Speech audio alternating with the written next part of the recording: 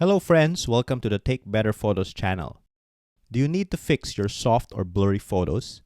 Stick around because in this video we're going to be talking about a powerful tool in Affinity Photo called frequency separation that is really great for sharpening and making your photos appear crystal clear and lifelike.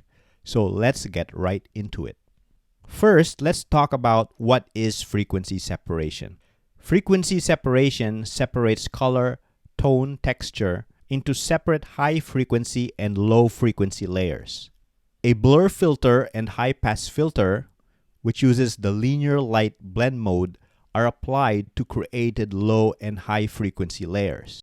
Frequency separation is used for portrait retouching and sharpening. For sharpening, frequency separation is an alternative to the band pass mask. But you might ask, why do you need to use frequency separation at all? Doesn't Affinity Photo already have a sharpen tool? Yes, it does, but in some cases, performing sharpening, as I'm doing here with the detail refinement panel in Develop Persona, will produce unsightly artifacts like exaggerated texture and noise, which you will see show up, as you can see here, in the surface of the buildings and the statue. If that is the case, then sharpening with a high-pass filter might be a better alternative.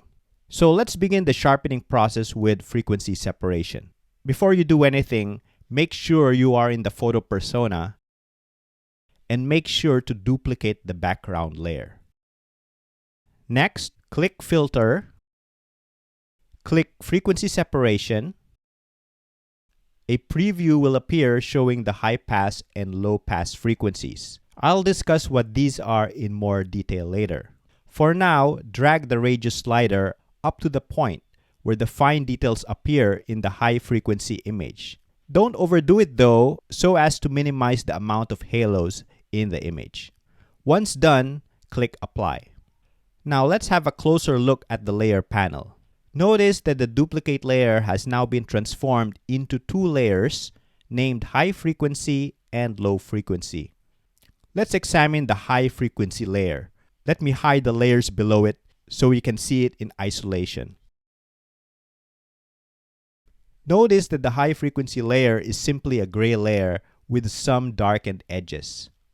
This layer is generated through a high pass filter, and if you want to know more about that, I've discussed that in a previous video. The high pass frequency layer is not meant to be used in isolation. Instead, it is supposed to be blended with the original image to give you the sharpened image. As you can see here, the default blending used by Affinity Photo is the linear light blend mode. And that's one nice aspect of frequency separation. There is already a default blend mode, so you don't have to figure out which blend is the best to use. That's one issue I had with Pixelmator Pro's frequency separation implementation. Now let's take a look at the low frequency layer. For that, I'll hide the high frequency layer and unhide the low frequency layer. This layer is used for smoothing an image, such as when removing blemishes in portraits. Unlike the high frequency layer, there is no need to blend the low frequency layer.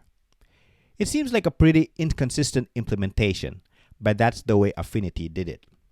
Since we are using frequency separation for sharpening, I'll delete the low frequency layer and unhide the background layer.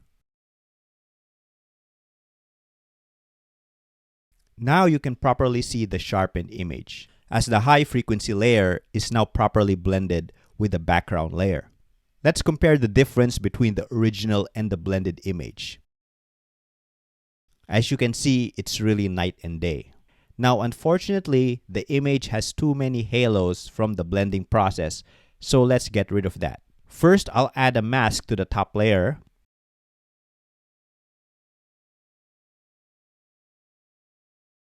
Then with a black paint brush, I'll paint over the edges to get rid of it.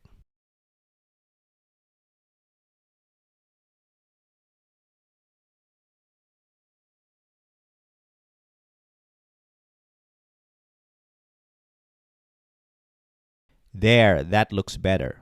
As you can see, this operation removes the halos. Now that looks better. However, there is nothing stopping us from applying a little bit of extra sharpening to make the image pop a little bit more. To do that, I'll first merge the image.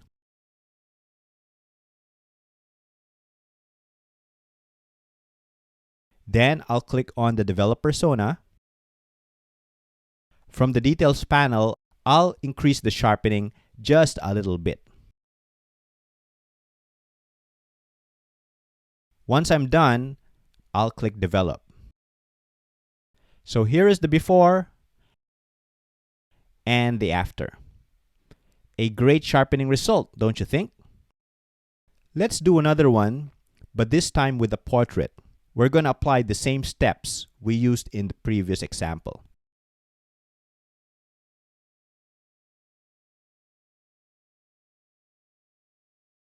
Here is the before and the after. And let's do one final one, this time with a night image, again with the same steps.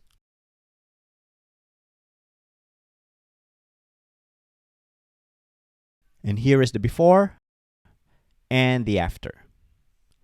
So that's how you use frequency separation to sharpen an image. But you might ask, which one do I prefer? The bandpass mask or frequency separation?